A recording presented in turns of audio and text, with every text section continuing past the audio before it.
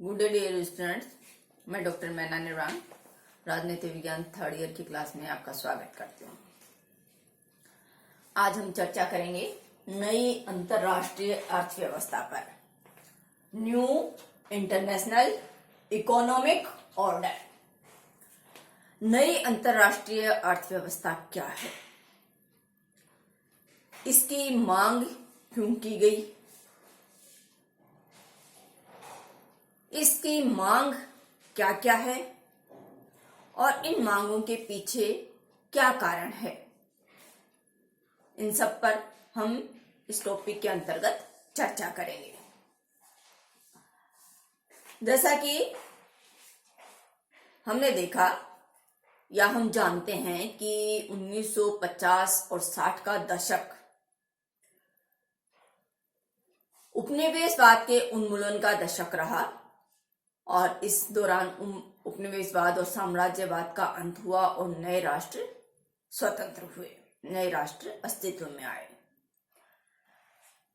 1970 से 1990 का जो दशक है वह अंतरराष्ट्रीय अर्थव्यवस्था का दशक रहा और इस दौरान अंतरराष्ट्रीय अर्थव्यवस्था की मांग उठाई जाने लगी और उस पर कार्यवाही की जाने लगी।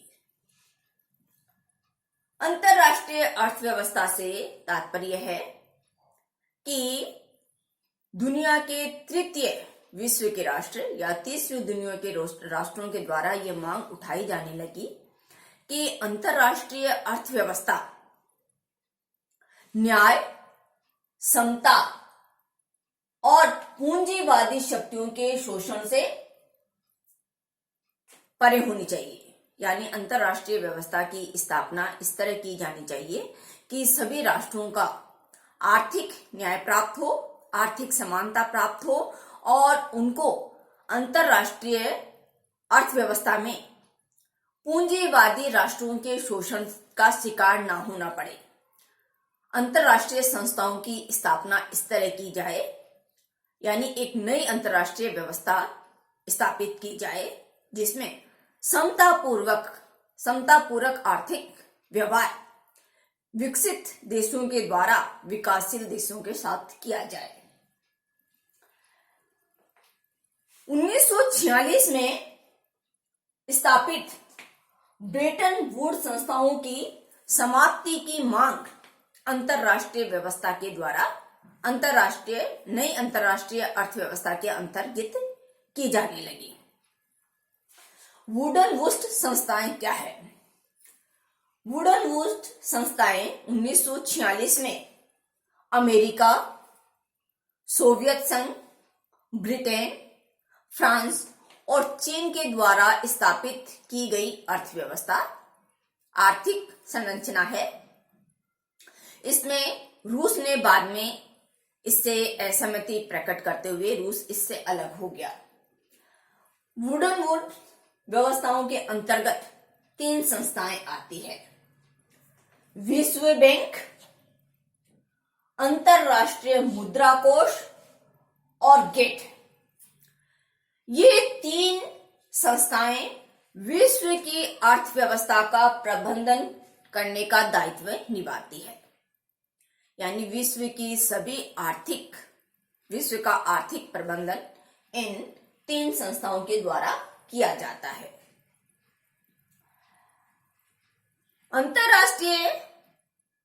नई अंतरराष्ट्रीय व्यवस्था के अंतर्गत इन वुडन वुड्स संस्थाओं की समाप्ति की मांग की गई और नई संरचना का निर्माण किए जाने की मांग की जाने लगी है, जो राजनीतिक समानता के साथ साथ आर्थिक समानता के माध्यम से दुनिया की अंतरराष्ट्रीय गतिविधियों का संचालन करे। अंतरराष्ट्रीय व्यवस्था की मांग की पृष्ठभूमि में जाकर हम देखें तो इसकी मांग उठने के कई कारण रहे हैं। जैसा हमने अभी बात की कि 50 और 60 के दशक में उपनिवेशवाद का उन्मूलन हुआ और दुनिया में नए राष्ट्रों का अस्तित्व आया। एशिया और अफ्रीका के वे राष्ट्र जो कि पूंजीवादी या साम्राज्यवादी शक्तियों के उपनिवेश थे, वे अब स्वतंत्र हो गए और इनकी संख्या, स्वतंत्र राष्ट्रों की संख्या काफी बढ़ गई। दूसरा कि ये सभी राष्ट्र संयुक्त राष्ट्र के सदस्य बन गए और संयुक्त राष्ट्र संघ की स्थापना न्याय, समानता और संप्रभुता के सिद्धांत पर की गई थी। अंतरराष्ट्रीय व्यवस्था की मांग के पीछे एक कारण यह भी रहा कि नए जो राष्ट्र स्वतंत्र हुए वे राजनीतिक और प्रशासनिक दृष्टि से पूरी तरह अब स्वतंत्र थे। उनकी अपनी विदेश नीति, अपनी राजनीतिक और प्रशासनिक संस्थाएं थी। इसका अगला कारण यह रहा कि विकसित देशों से विकासशील देशों ने बड़ी मात्रा में वित्तीय और तकनीकी सहायता उधार ले रखी थी और इस सहायता के माध्यम से विकसित राष्ट्र विकासशील राष्ट्रों का शोषण किया करते थे। IMF यानी इंटरनेशनल मॉनेटरी फंड, अंतरराष्ट्रीय मुद्रा कोष। अंतरराष्ट्रीय मुद्रा कोष ऐसी संस्था है जो किसी राष्ट्र को तब सहायता देता है जब किसी राष्ट्र की अर्थव्यवस्था भुगतान संतुलन के संकट से गुजर रही होती है। उस समय अंतरराष्ट्रीय मुद्रा कोष के द्वारा उस राष्ट्र को आर्थिक सहायता दी जाती है। अंतरराष्ट्रीय मुद्रा कोष में जिस राष्ट्र का जितना आर्थिक अनुदान होता है उस राष्ट्र के वोट की कीमत और उसका प्रभाव उतना ही अधिक होता है और अंतरराष्ट्रीय मुद्रा कोष पर G7 राष्ट्रों का सर्वाधिक योगदान रहता है।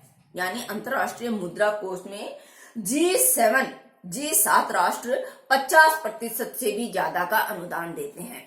अतः हम कह सकते हैं कि अंतरराष्ट्रीय मुद्रा कोष पर G7 के राष्ट्रों का ही प्रभुत्व और नियंत्रण रहता है। अंतरराष्ट्रीय मुद्रा कोष के द्वारा जो आर्थिक सहायता दी जाती है वह उस आर्थिक सहायता की जो शर्तें हैं या कर्ज की शर्तें हैं वह अत्यंत कठोर शर्तें होती हैं और इन शर्तों को तकनीकी भाषा में संरचनात्मक समायोजन कार्यक्रम कहा जाता है। संरचनात्मक समायोजन कार्यक्रम से तात्पर्य है कि अनुदान लेने वाला राष्ट्र अपने आंतरिक अर्थव्यवस्था में इस तरह के परिवर्तन करे, इस तरह के नए सुधार करे कि वह अंतर्राष्ट्रीय मुद्रा कोष से लिए गए अनुदान का शीघ्र भुगतान करने में सक्षम हो। यानी सीधे रूप में हम कह सकते हैं कि इन संस्थाओं के द्वारा इन शर्तों के माध्यम से कर्ज लेने वाले राष्ट्र पर उदारीकरण और निजीकरण का दबाव बनाया जाता है। उदारीकरण उन राष्ट्रों को इस तरह दबाव में लिया जाता है कि वे राष्ट्र अपनी अर्थव्यवस्था का उदारीकरण करें और निजीकरण करें। जैसे कि मिस्र को आर्थिक सहायता देते समय यह शर्त लगाई गई कि मिस्र अपने राष्ट्र में गरीब नागरिकों को दी जाने वाली ब्रेड को देना बंद करे। यानी जो मिस्र अपने गरीब नागरिकों को जो ब्रेड देता था उसको इस संस्था के द्वारा कर्ज देने की शर्त के तहत बंद करवा दिया गया और सरकार को सब्सिडी बंद करनी पड़ी। यानी ये संस्थाएं पूंजीवादी राष्ट्रों के हितों का संरक्षण करते हुए कर्ज लेने वाले राष्ट्र पर कई तरह की शर्तें आरोपित करती हैं जिससे उस राष्ट्र की अर्थव्यवस्था खुली अर्थव्यवस्था बन जाए और वह राष्ट्र इन उदार पूंजीवादी राष्ट्रों का जो नव उपनिवेश या आर्थिक उपनिवेश बन जाए। IMF में जैसे हमने बात की कि 50% से अधिक योग G7 राष्ट्रों का है और इस संस्था के अध्यक्ष यूरोप और अमेरिका हैं। इस संस्था के द्वारा जो आर्थिक सहायता दी जाती है वह अत्यंत कम समय के लिए दी जाती है और आर्थिक सहायता देते वक्त ब्याज की दर अत्यंत ऊंची रखी जाती है और इसके साथ ही साथ आर्थिक सहायता राजनीतिक आधार पर दी जाती है, यानी उन राष्ट्रों को आर्थिक सहायता जल्दी प्राप्त हो जाती है जो पूंजीवादी और अमेरिकी राष्ट्रों के सहयोगी हो और दूसरे राष्ट्रों को आर्थिक सहायता बहुत देर से या नहीं प्राप्त होती। इसी तरह विश्व बैंक को पुनर्संरचना एवं विकास का अंतर्राष्ट्रीय बैंक माना जाता है। गेट जो संस्था है वह व्यापार और प्रशुल्क पर सामान्य समझौता है और इन संस्थाओं के द्वारा भी प्राय पूंजीवादी और विकसित राष्ट्रों के हितों का संरक्षण किया जाता है, जिससे विकासशील राष्ट्रों की अर्थव्यवस्था पर नकारात्मक प्रभाव पड़ता है। इन्हीं सभी पृष्ठभूमियों के तहत विकासशील राष्ट्रों ने संयुक्त राष्ट्र संघ के मंच के माध्यम से नई अंतरराष्ट्रीय अर्थव्यवस्था की मांग उठानी प्रारंभ की।